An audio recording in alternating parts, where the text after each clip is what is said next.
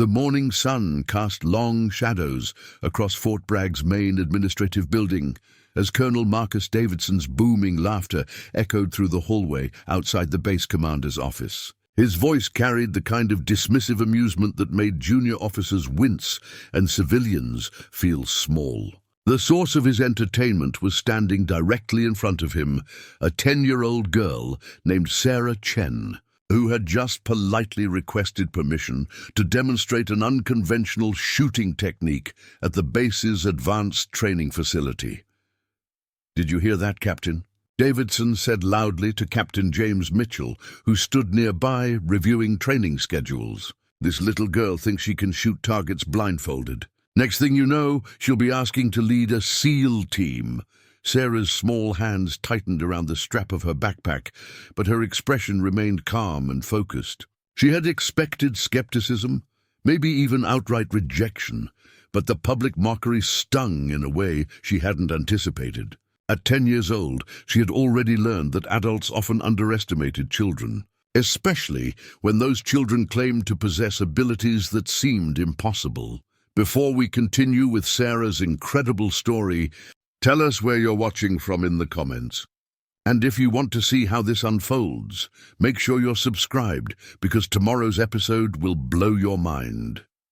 Sarah Chen had grown up in a household where the extraordinary was treated as ordinary. Her father, Dr. Michael Chen, was a cognitive neuroscience researcher who specialized in spatial awareness and sensory compensation. Her mother, Linda Chen, worked as a physical therapist for military personnel recovering from combat injuries. But it was her grandfather, Master Sergeant retired David Chen, who had introduced Sarah to shooting sports when she was just 6 years old. David Chen's approach to marksmanship training was unlike anything taught in conventional military programs. After losing his sight in one eye during combat operations in Vietnam, he had developed alternative methods for target acquisition that relied on sound, spatial memory, and kinesthetic awareness rather than visual confirmation. His techniques had been documented in classified military research, but never formally adopted into standard training protocols. Sarah, her grandfather, had explained during one of their early training sessions at a private range 3 years ago. "The eyes can deceive you. They focus on what they want to see and miss what's actually there. But your other senses, when properly trained, can create a complete picture of your environment that's often more accurate than vision alone." Those words had become the foundation of Sarah's unusual training regimen. For 3 years, she had practiced shooting exercises that progressively reduced her reliance on visual input. First, she learned to shoot with reduced lighting, then with obstructed views, eventually with her eyes completely covered, relying entirely on auditory cues, spatial memory, and proprioceptive feedback to locate and engage targets. The results had been remarkable, even by her grandfather's high standards. Sarah could consistently hit multiple targets in rapid succession while blindfolded, using only the sound of target mechanisms and her memorized understanding of range layouts to guide her shots. Her accuracy rates exceeded those of many adult shooters who relied solely on visual aiming, but explaining these abilities to skeptical authority figures was proving more challenging than developing them had been. Colonel Davidson was still chuckling as he looked down at Sarah with the kind of patronizing expression that adults often used when dealing with children who didn't understand their place in the world. "Sweetheart, I've been in the military for 26 years. I've trained with the best shooters in the world, and I can tell you with absolute certainty that nobody, and I mean nobody, can accurately shoot targets while blindfolded. It's physically impossible." "Sir," Sarah replied with careful politeness, "I understand it seems impossible. That's why I'd like to demonstrate. My grandfather taught me alternative targeting methods that don't rely primarily on visual confirmation." Davidson's amusement faded slightly as he processed Sarah's formal language and respectful demeanor. Children who spoke with such precision and confidence were unusual enough to warrant at least momentary attention. Even if their claims were obviously ridiculous, your grandfather taught you, Davidson repeated slowly. And who exactly is your grandfather? Some weekend warrior who thinks watching YouTube videos makes him a tactical expert. Master Sergeant David Chen, retired, Sarah answered without hesitation. He served 3 tours in Vietnam and 2 in the First. Gulf War, he developed alternative marksmanship, techniques after sustaining combat. Injuries that affected his vision. The name clearly meant something to Captain Mitchell, whose expression shifted from polite disinterest to genuine curiosity. Colonel, if I may, Master Sergeant Chen's research on sensory-compensated shooting was actually referenced in some of our advanced training literature. His methods were considered innovative. Though never formally adopted, Davidson's confident dismissal wavered slightly as he realized this child's grandfather wasn't just some civilian enthusiast, but a decorated veteran whose work had at least tangential military recognition. Still, accepting that a 10-year-old girl had mastered techniques that trained soldiers found challenging was a bridge too far for his conventional understanding of capability development. That's very impressive, Davidson said with forced patience. But even if your grandfather was an exceptional soldier, that doesn't mean a child can perform advanced marksmanship techniques that experienced shooters find difficult. You're 10 years old. You should be playing with dolls or whatever it is little girls do these days. Sarah felt the familiar frustration of being dismissed because of her age rather than evaluated based on her actual abilities. She had encountered this attitude before at civilian shooting competitions, where adult competitors often refused to take her seriously until after she had outshot them on the range. Colonel Davidson, Sarah said with growing confidence, I'm not asking for special treatment or military training. I'm simply requesting permission to demonstrate a technique that my grandfather developed. If I fail, you can document it as proof that his methods don't work. If I succeed, it might provide valuable data for your training programs. The logical framework of Sarah's argument impressed Mitchell, who had been observing the exchange with increasing professional interest. The girl wasn't making emotional appeals or relying on charm to achieve her goals. She was presenting a rational case for why testing her claims would benefit the institution regardless of the outcome. She makes a valid point, sir, Mitchell interjected carefully. If her techniques work, we gain valuable training insights. If they don't, we've only invested minimal time and resources to confirm that conventional wisdom is correct. Davidson found himself in the uncomfortable position of having to either agree to what he considered a waste of military resources or appear unwilling to evaluate potentially valuable training methods simply because they came from an unconventional source. His pride pushed him toward continued dismissal, but his professional obligations as a training commander suggested that Mitchell's logic was sound. Fine, Davidson said after a long pause. We'll arrange a demonstration at Range 7 tomorrow morning, but I want clear performance criteria. This isn't going to be some ambiguous test where you hit one target and claim success. If you're going to waste military time with this nonsense, we're going to establish objective standards that prove or disprove your claims definitively. Sarah nodded agreement, recognizing that Davidson's skepticism had actually created an opportunity for a fair evaluation rather than summary dismissal. What standards would you consider appropriate, sir? Davidson considered the question with the kind of competitive calculation that motivated officers who viewed challenges as opportunities to prove their superior judgment. If he was going to allow this demonstration, he wanted performance criteria that would clearly expose the limitations of whatever tricks this child had learned from her grandfather. 6 targets at varying distances from 15 to 50 meters, Davidson announced. You'll have 30 seconds to engage all 6 targets while blindfolded. Hit rate of 80% or better. Anything less than that, and we document this as proof that blindfolded shooting is impractical for military applications.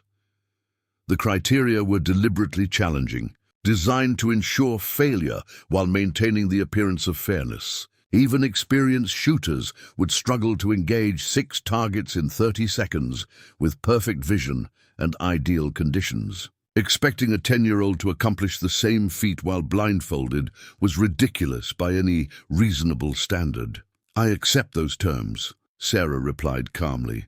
"But I'd like to add one condition.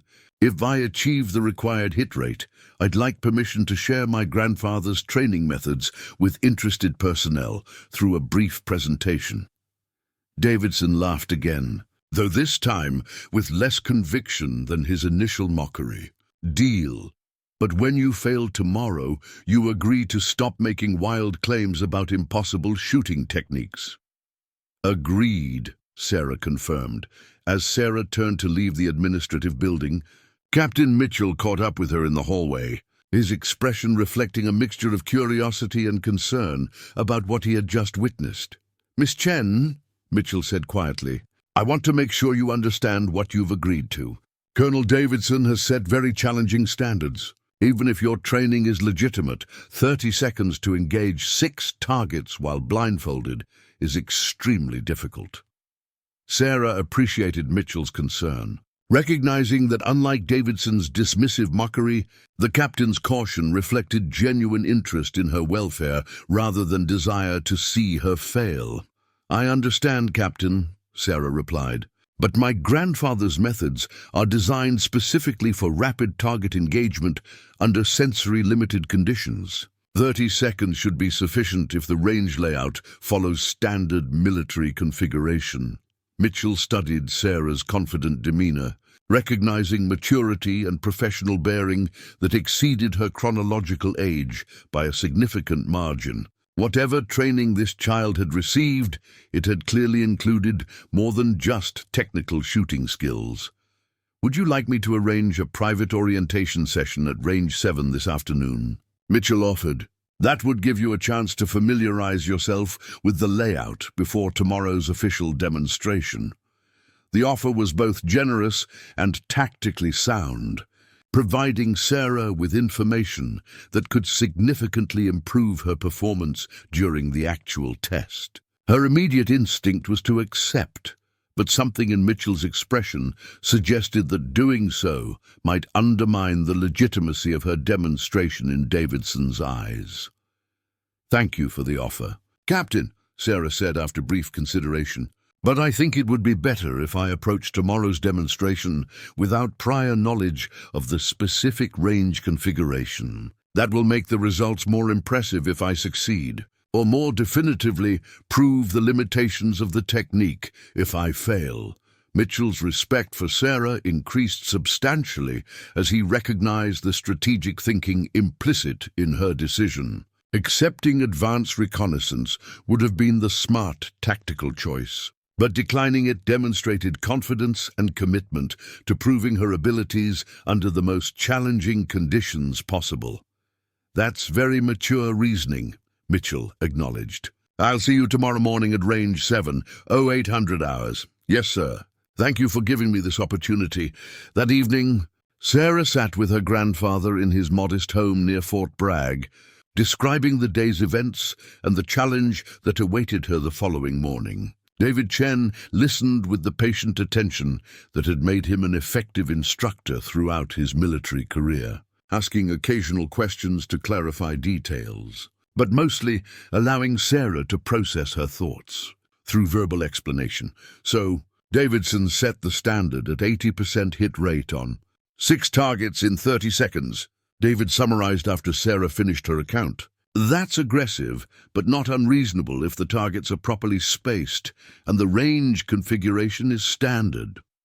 Sarah nodded agreement while reviewing mental notes she had compiled throughout the day. "The harder part will be managing my stress response with hostile observers watching. Colonel Davidson clearly expects me to fail, and that kind of negative energy can affect performance even for experienced competitors." David smiled at his granddaughters' sophisticated understanding of psychological factors that influenced shooting performance. At 10 years old, Sarah possessed insights about stress management and mental discipline that most adults never developed. "Remember what we've practiced," David said gently. External skepticism is just noise. Your performance depends only on your ability to execute the techniques we've refined over 3 years of training. Davidson's laughter can't move the targets or change the physics of bullet flight. Sarah absorbed this reminder, feeling her anxiety diminish as she refocused on technical preparation rather than emotional reactions to anticipated judgment. Her grandfather's calm confidence provided an anchor that helped her maintain perspective about tomorrow's challenge.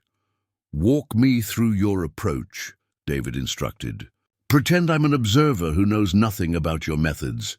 Explain how you'll engage 6 targets in 30 seconds without visual." In confirmation, Sarah closed her eyes and began describing her planned technique with the precision that reflected hundreds of hours of similar training sessions. "First, I'll conduct an auditory survey of the range by having someone activate each target mechanism once. The sound will tell me the approximate distance and location of each target relative to my firing position."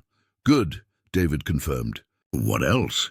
"Once the blindfold is in place, I'll use proprioceptive feedback to establish my body position and weapon alignment. I've practiced enough that I can feel when my stance and grip are correct without needing visual confirmation." "And target engagement sequence?"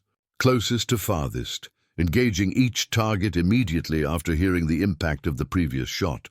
The acoustic feedback tells me if I've hit or missed, allowing me to adjust for subsequent targets if necessary." David nodded approval, recognizing that Sarah's methodology reflected not just his instruction, but her own innovations developed through extensive practice and experimentation. She had taken his basic concepts and refined them into a systematic approach that maximized her natural abilities while compensating for the obvious disadvantage of shooting without sight. "Your technique is sound," David confirmed. "But remember that technique alone won't be enough if you allow external pressure to disrupt your mental state. Davidson wants you to fail, and he'll use whatever psychological tactics he can to increase your stress and degrade your performance." Sarah understood the warning, having observed similar dynamics at civilian competitions where adult shooters had attempted to intimidate her through dismissive comments and patronizing behavior. The military environment would likely amplify those pressures through formal rank structure and institutional authority. "How do I handle that?" Sarah asked, seeking guidance on aspects of the challenge that extended beyond pure shooting technique. "You treat it like any other form of environmental noise," David replied. "Wind doesn't care about your feelings. Temperature fluctuations don't stop because you're having a bad day. Davidson's skepticism is just another variable that exists in your performance environment, but it can't actually affect your shots unless you allow it to. Occupy mental space that should be focused on technique. Execution." The philosophical framework helped Sarah understand psychological resilience not as suppressing emotions, but as managing where she directed her attention and energy. Davidson's mockery was real and potentially hurtful, but it was also fundamentally irrelevant to the mechanical process of engaging targets accurately. "I think I'm ready," Sarah said after a long moment of reflection. "The technical preparation is solid. I just need to maintain focus on execution rather than worrying about observers' opinions." David placed a weathered hand on Sarah's shoulder with the gentle pride that grandfathers reserved for grandchildren, who exceeded even optimistic expectations. "You've already accomplished something remarkable just by getting military personnel to take your demonstrations seriously. Whatever happens tomorrow, you've proven that unconventional approaches deserve evaluation rather than automatic dismissal." Sarah appreciated the perspective, though she knew that her ultimate goal extended beyond simply being taken seriously. She wanted to prove that her grandfather's methods worked, not for personal glory, but because she believed those techniques could benefit military personnel, whose lives might depend on being able to engage targets under compromised conditions. That night, Sarah practiced her breathing exercises and mental rehearsal techniques. visualizing each step of tomorrow's demonstration with the methodical attention to detail that characterized her entire approach to shooting sports. She imagined the sound of target mechanisms, the feeling of proper stance and grip, the rhythm of engaging multiple targets in rapid succession, while maintaining the kind of calm focus that separated exceptional performance from mere competence. Sleep came eventually, though Sarah's dreams were filled with echoing rifle reports and the distinctive ping of bullets striking steel targets at various distances. Her subconscious mind continued processing the challenge even as her conscious thoughts drifted into rest, preparing her nervous system for the kind of intense performance that would either validate 3 years of unconventional training or expose its limitations before skeptical military observers.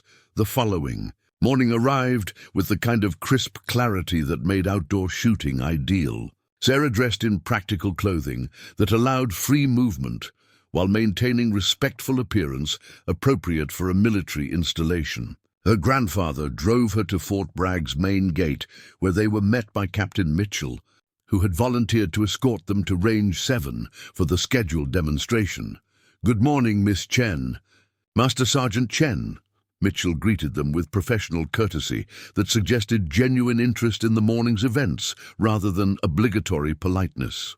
"Colonel Davidson and several other personnel are already at the range preparing equipment and establishing observation positions." David acknowledged Mitchell's greeting while studying the captain's expression for signs of bias or predetermined conclusions about Sarah's likely performance. What he found was professional curiosity mixed with appropriate caution, suggesting Mitchell had maintained objectivity despite yesterday's confrontational exchange. "Captain, I appreciate your willingness to coordinate this demonstration," David said sincerely. "Regardless of the outcome, it's valuable for military training programs to evaluate unconventional techniques rather than dismissing them without evidence." Mitchell nodded agreement as he led them toward a military vehicle that would transport them to the range facility. "Master Sergeant, I've reviewed some of your published research on sensory-compensated shooting. Your findings were ahead of their time in recognizing that visual dominance in marksmanship training might actually limit some shooters' development."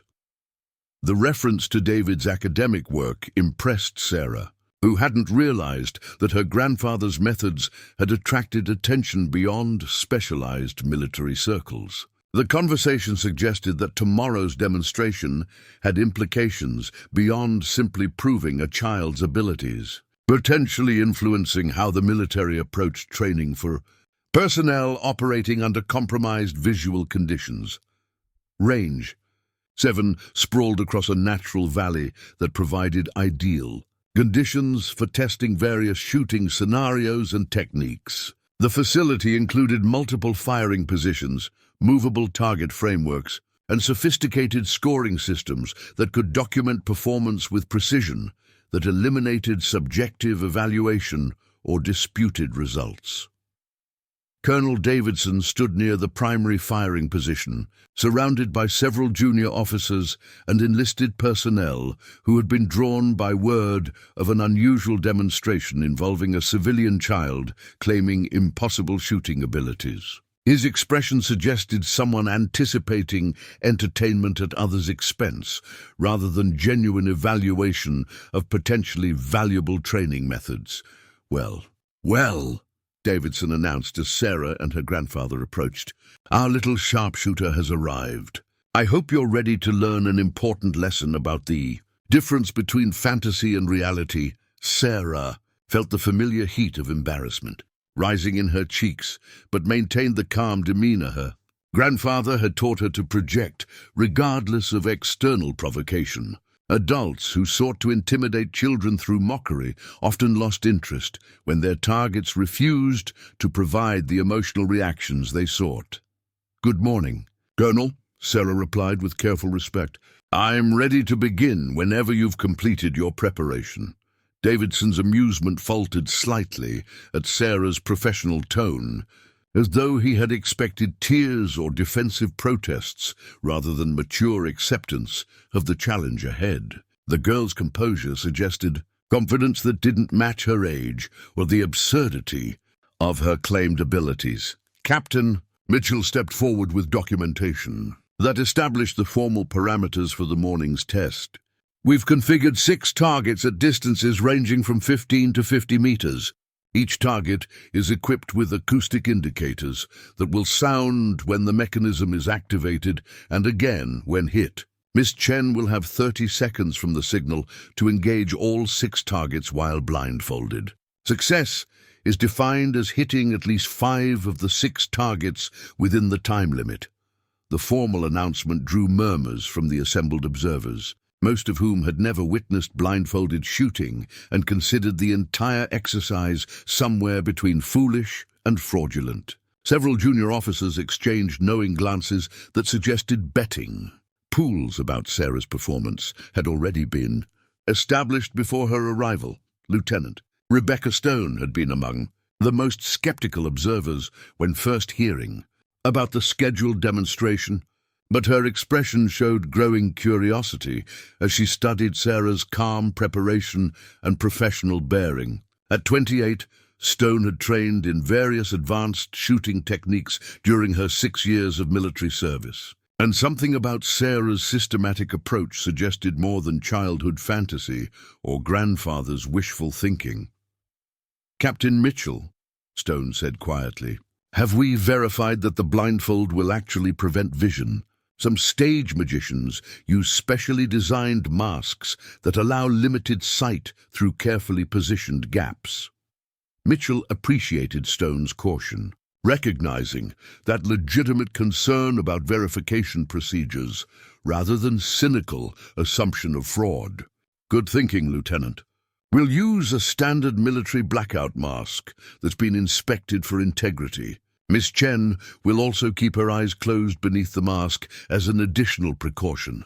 Sarah listened to these preparations with approval rather than defensiveness, understanding that rigorous verification procedures would make her success more meaningful if she achieved the required performance standards. Legitimate demonstrations welcomed scrutiny rather than avoiding it. "I'm ready whenever you are," Sarah announced after completing her own preparation routine that included stretching, exercises and breathing techniques designed to optimize physiological conditions. For precise motor control, Davidson gestured toward the primary firing position with theatrical formality that suggested he was granting a condemned prisoner their last meal. "Please, proceed to the line. Let's see what 3 years of grandfather's special training has actually accomplished." Sarah approached the firing position with measured steps that reflected hundreds of hours of practice moving through range environments without visual confirmation of obstacles or path. Her spatial awareness had been developed to the point where she could navigate familiar spaces with remarkable accuracy even when blindfolded. Though Range 7 was unknown territory that would test those abilities under new conditions. The rifle provided for the demonstration was a standard M4 carbine, military equipment that Sarah had trained with during previous visits to civilian ranges that maintained similar weapons for rental use. She conducted a systematic safety check and function test, her movements reflecting ingrained habits that required no conscious thought. "Before we proceed," Sarah said clearly, "I need someone to activate each target mechanism once so I can establish their positions through auditory triangulation." Davidson rolled his eyes at what he interpreted as stalling tactics, but Mitchell recognized the request as consistent with the sensory-compensated techniques David Chen had documented in his research publications. "Lieutenant Stone," Mitchell instructed, "please activate each target in sequence from nearest to farthest." Stone complied with professional efficiency, pressing the electronic controls that activated each target's acoustic signal in turn. The distinctive tones echoed across Range 7's valley, providing auditory information that Sarah processed with intense concentration. The first target signal came from approximately 15 meters directly ahead. The second was at roughly 25 meters, offset about 10 degrees to the right. The target was 30 meters, centered, Fourth was 40 meters left offset. Fifth was 45 meters right offset. Sixth was 50 meters centered. Sarah's eyes remained closed as she mentally mapped these positions, creating a three-dimensional representation of the target array that would guide her shooting sequence once the blindfold was in place. The entire auditory survey took less than 20 seconds, but provided crucial information that would enable her to engage targets without visual confirmation. "Thank you," Sarah said calmly. "I'm ready for the blindfold now." Captain Mitchell approached with the military blackout mask that had been inspected to ensure complete visual obstruction. Sarah closed her eyes before the mask was positioned, adding an additional layer of visual deprivation that would eliminate any possibility of seeing through or around the blindfold material.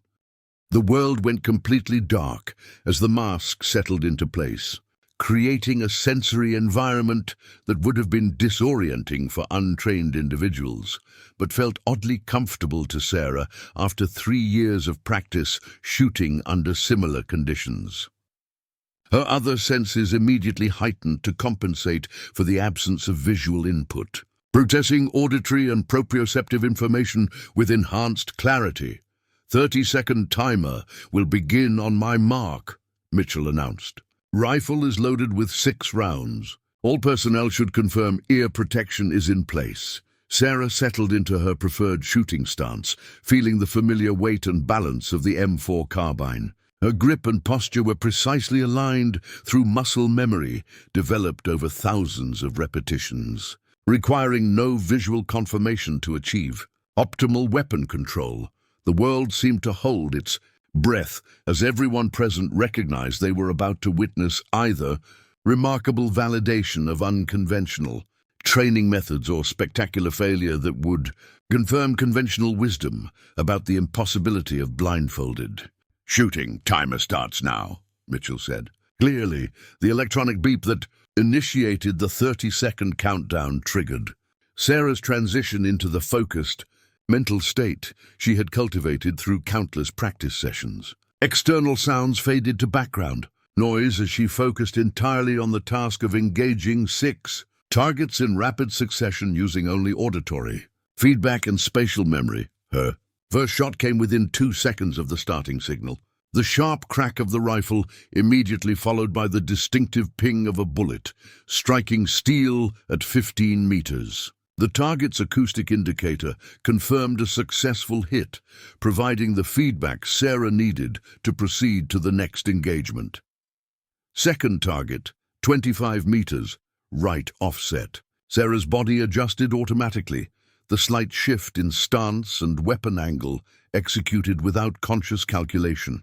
The shot followed smoothly, another ping confirming successful engagement within 4 seconds of the timer start. Third target, 30 meters, centered. Sarah felt rather than saw the proper alignment, her proprioceptive sense guiding the weapon to the correct position. The third shot rang out, followed immediately by the satisfying sound of impact. The assembled observers watched in stunned silence as Sarah engaged the 4th, 5th, and 6th targets in rapid succession. Each shot was preceded by minimal adjustment time, as though she could somehow see the targets despite the verified blindfold that prevented any possible visual input. When the 6th target's acoustic indicator confirmed a hit, only 18 seconds had elapsed from the starting signal. Sarah had engaged all 6 targets successfully in just over half the allotted time, with accuracy that exceeded the 80% standard Davidson had established. The silence that followed was profound and uncomfortable, as everyone present processed the reality that they had just witnessed something that their training and experience suggested should be impossible. A 10-year-old girl had just demonstrated marksmanship capabilities that challenged fundamental assumptions about the role of vision in accurate shooting. Colonel Davidson stared at the target indicators with an expression that suggested someone watching. Their entire worldview collapsed in real time. His confident predictions about inevitable failure now seemed not just wrong, but embarrassingly ignorant of capabilities that had been documented in David Chen's Research but dismissed by conventional training programs. Captain Mitchell broke the silence with professional acknowledgement that reflected both personal amazement and institutional responsibility to document exceptional performance accurately. All 6 targets confirmed as hits, Mitchell announced clearly. Total elapsed time 18 seconds. Miss Chen has exceeded the established performance criteria by any measure. Sarah removed her blindfold with the calm satisfaction of someone who had accomplished exactly what she intended, though the magnitude of observers' shocked reactions suggested her performance had exceeded even optimistic expectations about what was possible under such challenging conditions. David Chen watched his granddaughter with emotions that mixed pride in her technical achievement, with concern about the institutional attention such abilities would inevitably attract from organizations that specialized in identifying and recruiting exceptional talent for military purposes. The morning sun continued its climb over Range 7 as Sarah's impossible demonstration transformed from skeptical challenge into validated proof that conventional assumptions about marksmanship training might need fundamental reconsideration. What happened next would determine whether Sarah's achievement would be celebrated as breakthrough, innovation, or dismissed as lucky anomaly, unworthy of serious institutional consideration. The silence that hung over Range 7 felt heavy, with implications that extended far beyond a simple shooting demonstration. Colonel Marcus Davidson stood frozen in place, his earlier confidence completely evaporated as he struggled to process what every witness had just observed. A 10-year-old girl had accomplished something that violated every principle he had learned during 26 years of military service. Lieutenant Rebecca Stone was the first to break the stunned quiet, her voice carrying a mixture of professional respect and genuine curiosity. Miss Chen, that was extraordinary. I've never seen anything remotely comparable. Even from our most advanced special operations personnel, Sarah appreciated the acknowledgement while remaining focused on the practical implications of her demonstration rather than personal validation. Thank you, Lieutenant. The technique isn't actually that complicated once you understand the underlying principles. My grandfather's research shows that most people over-rely on visual input when other senses can provide equally accurate targeting information. Captain Mitchell had been documenting the demonstration results with systematic precision, understanding that extraordinary claims required extraordinary evidence to support institutional credibility. His notes captured not just the successful hits, but the methodology Sarah had employed and the conditions under which the test had been conducted. Colonel Davidson, Mitchell said carefully, aware that his commanding officer was experiencing a profound challenge to his professional worldview. I believe we need to arrange a formal debriefing to discuss the implications of what we've just witnessed. Master Sergeant Chen's techniques may have significant applications for training personnel who operate under compromised visual conditions. Davidson's jaw worked silently for several seconds before he managed to formulate a response that wouldn't further undermine his authority in front of subordinates. Yes, Captain, arrange a meeting with the training command. We need to evaluate whether these methods can be replicated with adult personnel. The admission that Sarah's demonstration had merit was clearly difficult for Davidson, but his professional obligations as a training commander required him to acknowledge potentially valuable techniques, regardless of his personal embarrassment about having dismissed them so thoroughly. Sarah turned toward her grandfather with a slight smile that communicated both satisfaction about proving their methods and relief that the stressful demonstration was finally complete. David Chen returned the expression with quiet pride that transcended words, recognizing that his granddaughter had accomplished something more significant than simply hitting targets. She had challenged institutional assumptions and forced military professionals to reconsider conventional wisdom. Master Sergeant Chen, Lieutenant Stone, approached David with obvious professional interest. Would you be willing to provide technical briefings on your sensory compensation methods? I think many personnel would benefit from understanding the theoretical framework behind what we just witnessed. David considered the request carefully, recognizing that sharing his research more widely could benefit military training programs, while also exposing Sarah to increased institutional attention that might complicate her normal childhood development. Lieutenant, I'd be happy to share the technical documentation. However, I want to emphasize that what Sarah demonstrated today is the result of 3 years of patient, systematic training. These aren't techniques that can be mastered through a weekend workshop. Stone nodded, understanding, appreciating the caution about unrealistic expectations. Of course. But even partial implementation of your methods could improve performance for personnel operating in low-light environments or situations where normal visual targeting is compromised. As the immediate excitement began settling into more structured discussions about formal evaluations and training program modifications, a black SUV arrived at Range 7 with government plates that indicated high-level military or civilian intelligence authority. The unexpected arrival drew everyone's attention, suggesting that news of Sarah's demonstration had traveled through channels far more quickly than anyone had anticipated. The woman who emerged from the vehicle moved with the confident authority of someone accustomed to command at the highest levels. Her civilian clothing couldn't disguise the military bearing that marked her as career personnel with significant rank and responsibility. At approximately 50 years old, she possessed the kind of presence that made junior officers instinctively straighten their posture. "Colonel Davidson," the woman said as she approached, her tone suggesting this wasn't a social visit. "I'm Director Patricia Hayes from the Defense Advanced Research Projects Agency. I've been monitoring reports of unconventional marksmanship techniques being demonstrated at this facility." Davidson's expression showed surprise mixed with concern about attention from an agency whose involvement typically indicated either significant opportunities or serious complications for everyone involved. "Director Hayes, I wasn't aware that DARPA had interest in routine training demonstrations."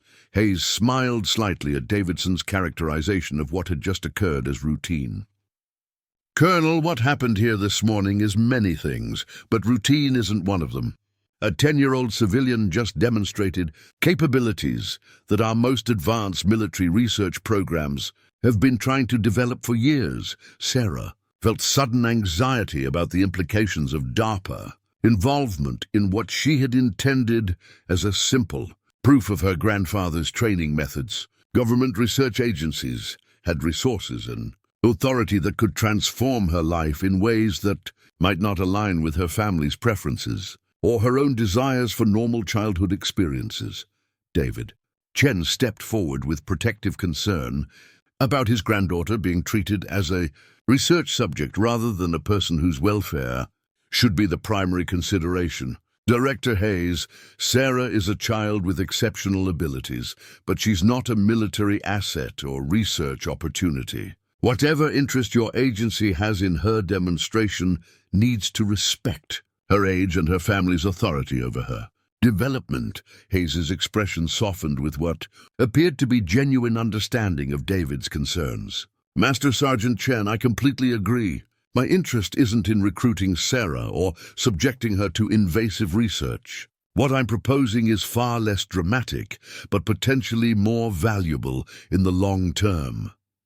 She turned her attention to Sarah directly, addressing her with the respect typically reserved for adults, rather than the patronizing tone many officials used when speaking with children. "Miss Chen, your demonstration this morning proves that your grandfather's techniques work. What DARPA would like to propose is funding for comprehensive research that documents his methods so they can be taught to interested military personnel. You wouldn't be required to participate beyond perhaps occasional demonstrations, and your family would maintain complete control over your involvement." The proposal was more reasonable than Sarah had feared, focusing on her grandfather's research rather than treating her as an experimental subject. She looked to David for guidance about how to respond to institutional interest that seemed genuine rather than exploitative. "Director," David said carefully, "I'd be willing to discuss a research partnership, provided it includes appropriate protections for Sarah's privacy and doesn't interfere with her education or normal development. My techniques can benefit military personnel, but not at the cost of my granddaughter's childhood." Hayes nodded immediate agreement. "Those terms are completely acceptable.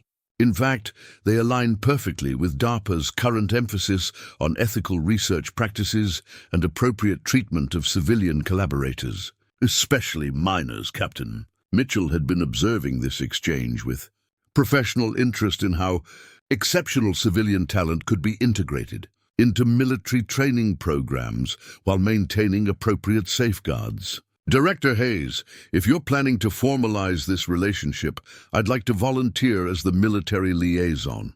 I think maintaining continuity with personnel who understand the context of Master Sergeant Chen's work would benefit everyone involved." "Excellent suggestion, Captain," Hayes replied. "I'll arrange the appropriate authorizations through your chain of command."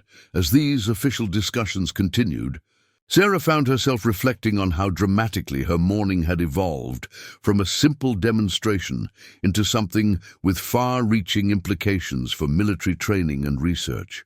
She had proven that her abilities were real and that her grandfather's methods deserved serious institutional consideration. But more importantly, she had challenged assumptions about what children could accomplish when given proper training and opportunities. To demonstrate their capabilities, Lieutenant Stone approached Sarah with obvious admiration that transcended professional interest. "Miss Chen, I just want you to know that what you did today was inspiring. As a female officer, I faced plenty of people who underestimated my abilities based on gender or appearance. Watching you prove Colonel Davidson wrong so decisively was incredibly satisfying." Sarah appreciated the personal connection Stone was offering, recognizing shared experiences with being dismissed by authority figures who made assumptions based on superficial characteristics rather than actual capabilities. "Thank you, Lieutenant. My grandfather taught me that the best response to skepticism is competent performance that speaks for itself."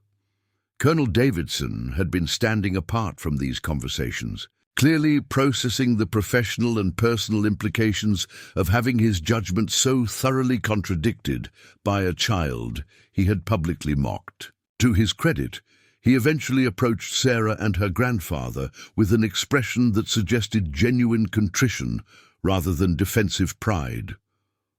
"Master Sergeant Chen." "Miss Chen," Davidson said with obvious difficulty, "I owe you both an apology.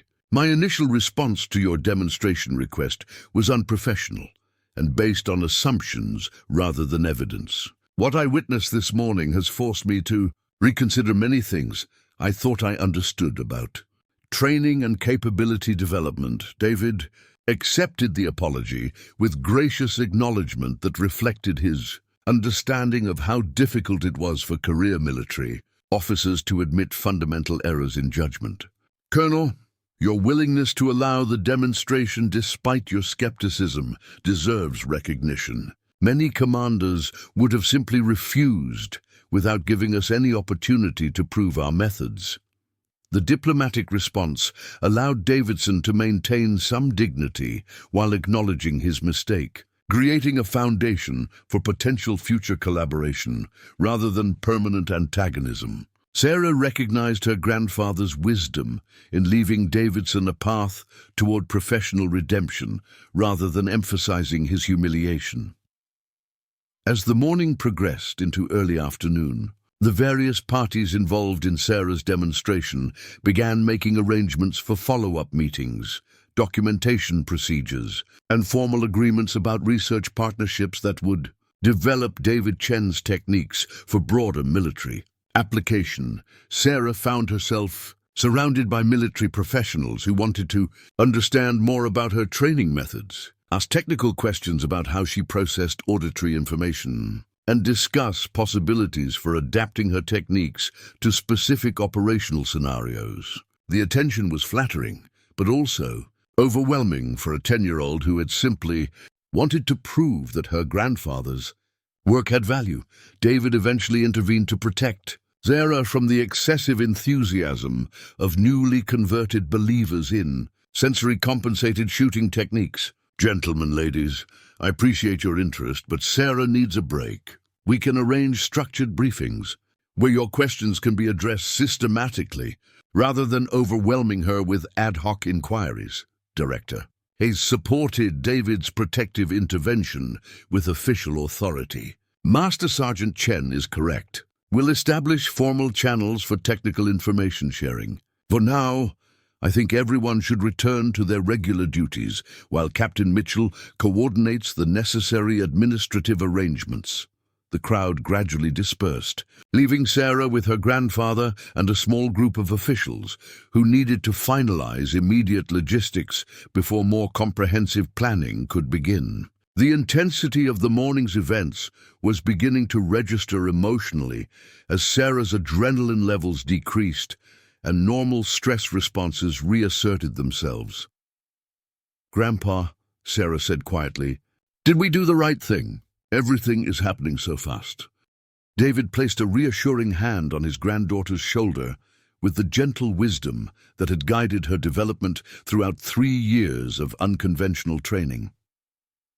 "Sarah, you proved that exceptional abilities deserve recognition, regardless of who possesses them. The attention is intense right now, but it will settle into something more manageable. What's important is that we maintained control over how your demonstration was conducted and what happens next." The reassurance helped Sarah process her conflicting emotions about success that came with complications she hadn't fully anticipated. She had wanted to honor her grandfather's research and prove that his methods worked. Those goals had been achieved more decisively than she had dared hope. The institutional interest that followed was simply a natural consequence of demonstrating something genuinely innovative and valuable. Over the following weeks, David Chen worked with DARPA researchers to document his sensory-compensated shooting techniques in formats that could be taught to military personnel through structured training programs. Sarah participated in several additional demonstrations that provided data for research purposes, but her family maintained firm boundaries about her involvement to ensure it didn't interfere with school, friendships, or normal childhood activities. Captain Mitchell proved to be an excellent military liaison, understanding both the technical aspects of David's methods and the importance of protecting Sarah from excessive institutional pressure. His careful management of the relationship between the Chen family and military research agencies created sustainable collaboration that benefited both parties without overwhelming a child whose abilities had attracted such extraordinary attention. Colonel Davidson underwent his own transformation following Sarah's demonstration, becoming an advocate for evaluating unconventional training methods rather than dismissing them based on traditional assumptions. His initial skepticism and subsequent conversion became a case study in military leadership programs about the importance of maintaining intellectual humility and willingness to revise conclusions when presented with contradictory evidence. Lieutenant Stone developed a close professional relationship with David Chen, eventually becoming one of the primary instructors teaching sensory-compensated shooting techniques to special operations personnel. Her natural teaching ability combined with genuine respect for David's research created a highly effective partnership that extended the impact of his work far beyond what he could have accomplished alone. Sarah continued her education and normal development, while occasionally providing demonstrations of her abilities for research purposes or training events, where her participation could benefit military personnel learning new techniques. The balance between exceptional talent and normal childhood was carefully maintained through her family's vigilant protection of her welfare and DARPA's ethical research practices. 3 years after her demonstration at Range 7, Sarah stood once again at Fort Bragg, this time as a teenage guest speaker at a military training conference focused on innovative marksmanship techniques.